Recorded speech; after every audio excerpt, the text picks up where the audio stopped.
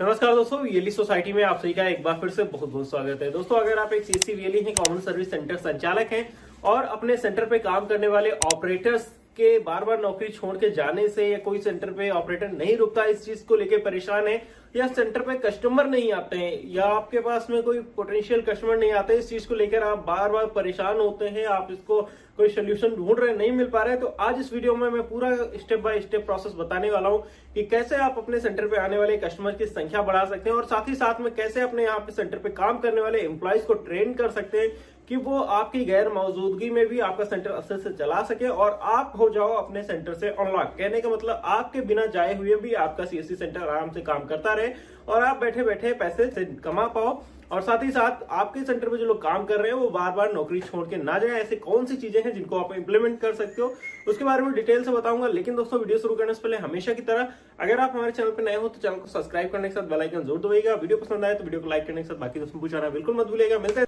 और दोस्तों, यहाँ पे मैं जो सीक्रेट आपको बताने वाला हूँ वो सारे सीक्रेट्स हमारे जो टॉप इंडिया के सबसे ज्यादा अच्छे वीएलईज हैं उन्होंने क्या क्या स्ट्रेटेजी अपनाई और कैसे उन्होंने अपना बिजनेस सेटअप किया, कैसे उनका बिजनेस सक्सेसफुल है, उसको लेकर उन्होंने क्या क्या चीजें अपनाई, उसके बिहाफ पे मैं आपको बताने वाला हूँ। ठीक है, तो दोस्तों, अगर अभी तक आप हमारे वीएलई सोसाइटी मोबाइल ऐप पे हैं नहीं है तो वहां पे भी हमें ज्वाइन कर सकते हैं। और यहाँ पे अगर आप वीएलई सोसाइटी वेबसाइट पे जाके न्यूज सेक्शन पे क्लिक करोगे तो वहां पे मैंने यहाँ देखो सीएससी एंटरप्रेन्योर सक्सेसफुल फार्मूला के ऊपर पूरा डिटेल आर्टिकल लिख दिया है। यहाँ पे क्लिक करोगे तो A to Z इंफॉर्मेशन आपको यहीं से देखने को मिल जाएगा। ठीक है, तो यहाँ पे एक एक करके सारी चीजों को मैं डिस्कस करता हूँ। हालांकि इसके बारे में एक बार फिर से मैं डिटेल में ऐप पे डिस्कस करूंगा, लेकिन यहाँ पे मैं बताया दे रहा हूँ आपको कुछ चीजें, और नीचे लिंक दिया है वहां से भी जाके इसको जरूर पढ़िएगा, क्योंकि हो सकता है कुछ चीजें आपको अच्छे से समझ में ना आए या कुछ चीजें इस वीडियो में मिस हो जाए। ठीक है,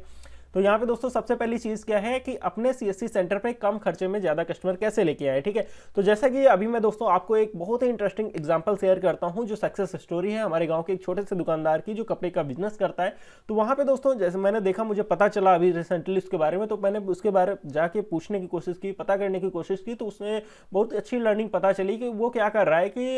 एक छोटा सा नया दुकानदार है अभी, और उसने क्या कर रखा है अपने सेंटर पे जितने भी लोग आते हैं कुछ भी खरीदने, तो उनका नंबर वो एक व्हाट्सएप ब्रॉडकास्ट लिस्ट में ऐड करता है, व्हाट्सएप ग्रुप में समझ लीजिए आप ऐड करता है। ठीक है, फिर जब भी उसका नया स्टॉक आता है वो उन सब लोगों को व्हाट्सएप करता है,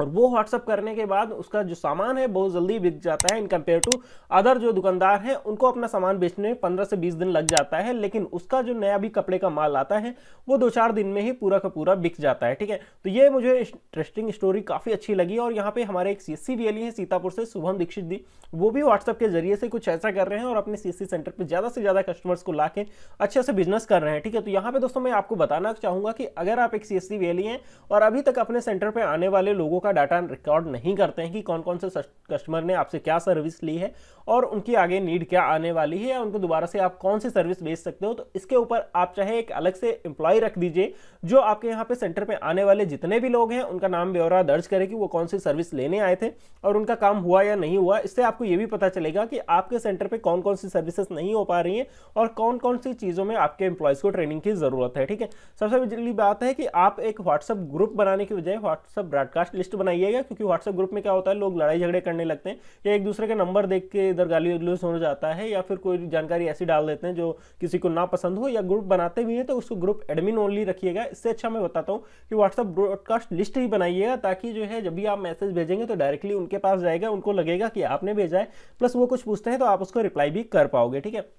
अभी ये जो है डाटाबेस बनाना है, तो यहाँ पे एक डाटाबेस आपको रिकरिंग कस्टमर का बना लेना है। रिकरिंग कस्टमर क्या होता है कि ऐसे कस्टमर जो हर महीने आपसे कोई ना कोई सर्विस लेते हैं या हर महीने एक ही सर्विस लेने आते हैं। ठीक है, तो इसमें कौन कौन से कस्टमर आएंगे, देखो कोई कस्टमर आपके यहाँ पे, जैसे सबसे बड़ा एग्जाम्पल है इसका बिजली बिल, हर महीने कोई ना कोई कस्टमर ऐसे होंगे, जैसे आपके अगर गाँव में 1000 जो कनेक्शन है बिजली के, तो उसमें से हो सकता है 700 लोगों ने बिजली का कनेक्शन ले रखा हो 1000 की जनसंख्या में से, और उसमें से 500 लोग जो है हर महीने के महीने अपना बिजली बिल जमा करते हैं। ठीक है, तो ऐसे जो भी लोग हैं हर महीने जो बिजली बिल जमा करते हैं आपके पास में, तो उनका एक डाटाबेस क्रिएट करते रहिए, और उनके डाटाबेस क्रिएट पे अगर 8 तारीख को उनका बिजली का बिल निकलता है तो 4 को ही फोन कर दीजिए कि कल आपका बिजली का बिल निकलेगा, आप आके जमा कर सकते हैं। ठीक है, तो ऐसे हमारे एक बाराबंकी के वीएलई हैं, बहुत अच्छा काम कर रहे हैं, उनका 1 लाख रुपए के लगभग कमीशन आता है सिर्फ और सिर्फ बिजली बिल को जमा करके। तो यहाँ पे दोस्तों, क्योंकि उन्होंने क्या कर रखा है, आसपास के 10-15 गाँव में अपना उन्होंने सभी का डाटाबेस बना रखा है, और बिजली बिल जब भी निकालने वाला आता है उसके एक दिन पहले ही सबको इन्फॉर्म कर देते हैं कि चाची आपका बिल आ गया है, आप आके जमा कर सकते हैं। ठीक है,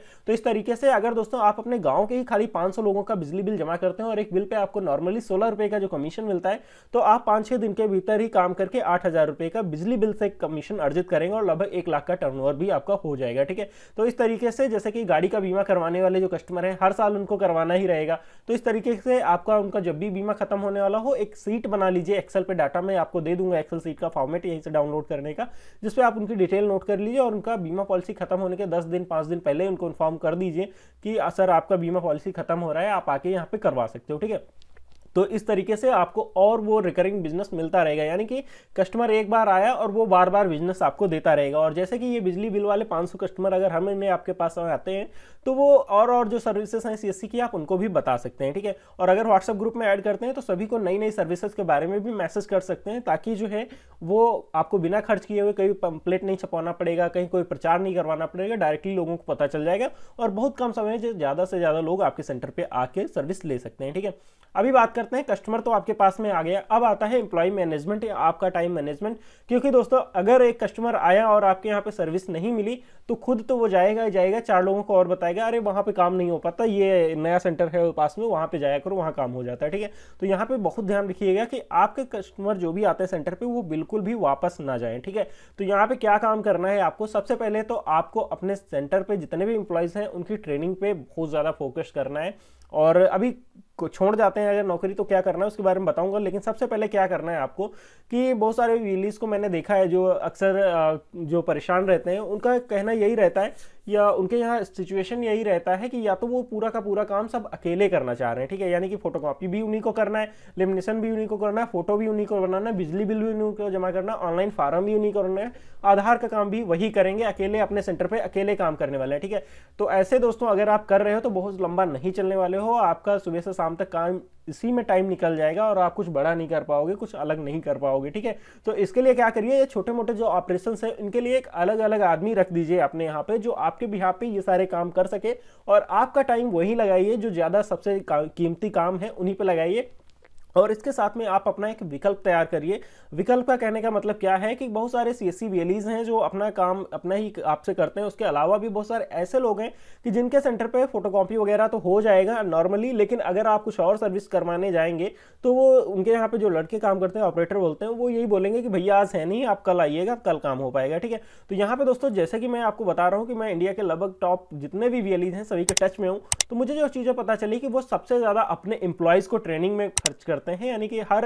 दिन 1 घंटे या 1 हफ्ते में 1 दिन आप जो है ऐसा निकाल लो जहां पे अपने सीएससी सेंटर पे जितने ऑपरेटर काम करते हैं उनके साथ बैठिए, पूछिए कि कौन कौन सी सर्विसेज हो पा रही हैं, कौन सी नहीं हो पा रही, किस में दिक्कत आ रहा है, किसको क्या चीज़ नहीं समझ में आई, आपस में बैठ के उसको जो है अच्छे से ट्रेन करिए। और जो भी आपके पुराने वीएलईज हैं, जो पुराने आपके ऑपरेटर्स हैं, उनको बोलिए कि अगर पास वाले नए वाले को दिक्कत आ रही है तो उसको मदद करें, उसकी हेल्प कर दें। ठीक है, तो इस तरीके से आप अपना एक जो सबसे ज़्यादा अच्छा सीनियर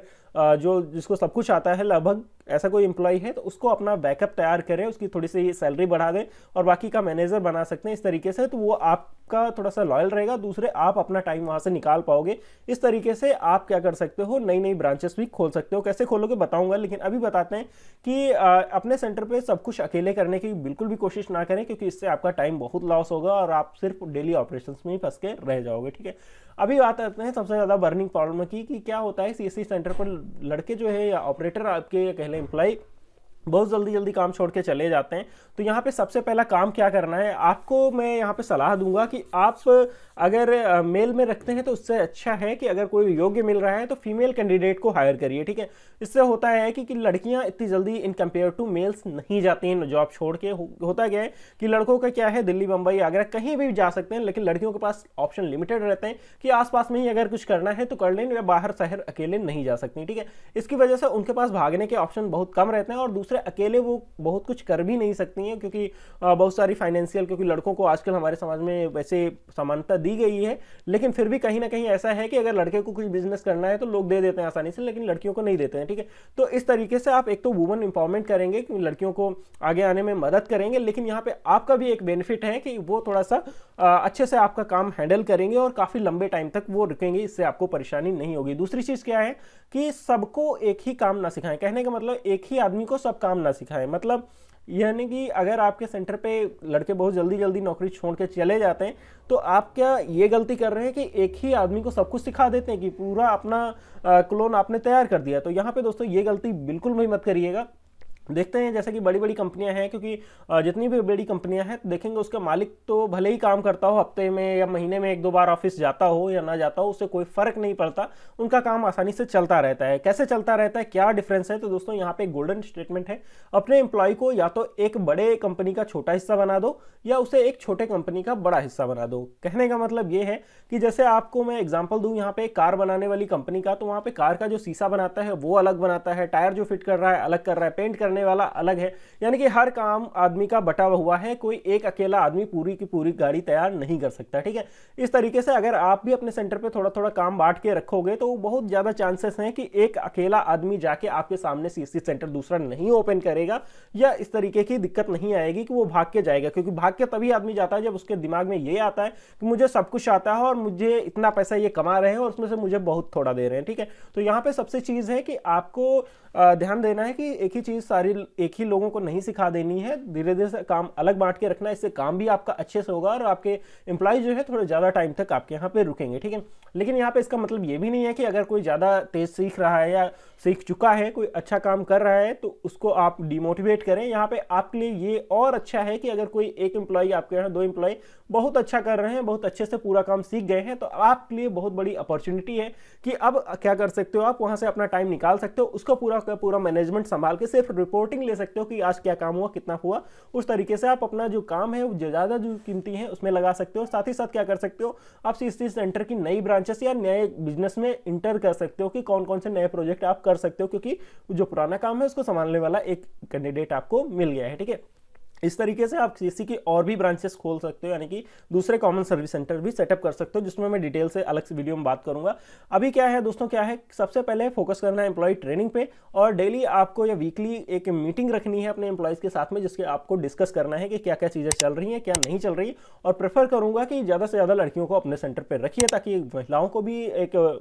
अधिकार मिलेगा लोगों को बराबर चलने का, प्लस आपके सेंटर पे भी थोड़ा सा लोगों को कंफर्टेबल रहेगा, ठीक है। अगले क्या है कि आपको अपने सेंटर पे जो एम्प्लॉय काम करते हैं उनको अच्छी सैलरी देनी है। अच्छी सैलरी का मतलब, अगर आपके आसपास में लोगों को 5,000 मिल रही है तो आप 6,000 दीजिए, ठीक है। होता क्या है कि अगर आपने किसी को काम पे रखा है, सैलरी कम दे रहे हैं, तो उसके मन में रहता है कि हाँ उसके यहाँ काम करते हैं तो वहां पे मुझे ज्यादा सैलरी मिलती है, ठीक है। हालांकि ये बात अलग है कि शुरुआत में किसको जॉब नहीं मिल रही होती, लेकिन ये चीज आती है। तो अगर आप अच्छा सैलरी देंगे, जैसे कि अगर आप देखेंगे गूगल, एप्पल, जितनी भी बड़ी कंपनी है अच्छी सैलरी देती है, अच्छी सर्विसेज देती है, और लोगों को भी प्राउड रहता है कि वो ऐसी कंपनियों में काम कर रहे हैं, ठीक है। तो इसके लिए हम रिकमेंड करेंगे कि आपके यहाँ पे जो भी मजदूर की दिहाड़ी चलती है, यानी कि मजदूर जो भी काम करता है उसकी जो दिहाड़ी है उसके हिसाब से 30 दिन का जोड़ लीजिए। अगर 200 रुपये दिहाड़ी है तो 30 दिन के हिसाब से 6,000 हुआ, यानी कि हर महीने कम से कम 6,000 रुपये एक एम्प्लॉय को आपको देना ही देना है। इससे ऊपर हो जाए तो अलग बात है, ठीक है, इससे कम नहीं होनी चाहिए। और एक चीज क्या है कि काफी वीएलई दिक्कत करते हैं या गड़बड़ करते हैं ये वाली, या समझ लिए गलती करते हैं क्या वो, कि कम सीखे लोगों को या जो सीखे ही नहीं है अनट्रेड एम्प्लॉयज को रख लेते हैं काम पे। कहने का मतलब जिनको काम नहीं आता है उनको अगर आप रखते हैं तो इन लोगों का जो माइंडसेट होता है क्या रहता है कि अभी हमें कुछ नहीं आता, धीरे धीरे रहेंगे, 1-2 साल सीखेंगे, उसके बाद कहीं दूसरी जगह जॉब करेंगे या फिर अपना कुछ स्टार्ट करेंगे, ठीक है। जो सीखने आते हैं उनका लगभग पर्पज यही रहता है 80% का। तो ऐसे लोगों को अगर आप हायर करेंगे तो उनको आप 1-2 साल में अपना सिखा के उनको ट्रेंड करेंगे, लेकिन उसके बाद वो अपना कुछ करेंगे या फिर वो जॉब छोड़ जाएंगे, तो आपकी पूरी की पूरी मेहनत चली जाएगी। तो ऐसे में ध्यान दीजिए कि जो पहले से सीखे सिखाए लोग हैं उनको ही काम पे रखिए, जो नए हैं उनको आप अगर रख रहे हैं तो उनको सैलरी कम दीजिए, और साथ ही साथ अगर वो धीरे धीरे टाइम टू टाइम सीख रहे हैं तो उनकी सैलरी भी बढ़ाते रहिएगा। क्योंकि ऐसे लोगों को रखने में दिक्कत यही रहती है कि वो आपको सीखने के बाद